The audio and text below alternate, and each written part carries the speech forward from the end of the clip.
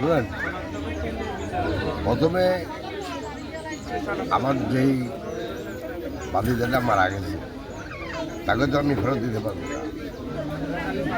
যেটা আমরা করতে পারি সেটা হলো আমরা যারা এই ঘটনা ঘটেছে, আমি ওনাদেরকে কথা দিচ্ছি, যাই হোক না হোক এই আসামিকে ধরা হবে এবং তার উপযুক্ত শাস্তি হবে। এটাতে কোনো রকমের কোনো মানে অন্য চিন্তা করার কোনো স্কোপ না।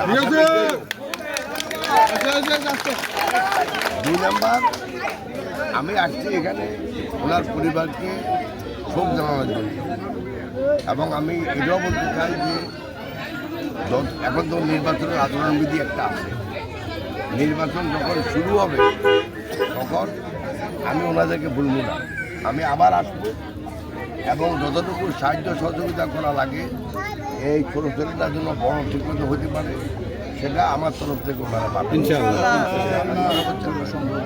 আর আপনাদের শুধু এটা ওনাদের ব্যাপার না, পুরা দাগনভূঞা সোনাগাজী এলাকাতে আমি বলতে পারি যে কোনো হিন্দু মুসলমান কোনো ভেদাভেদ হবে না।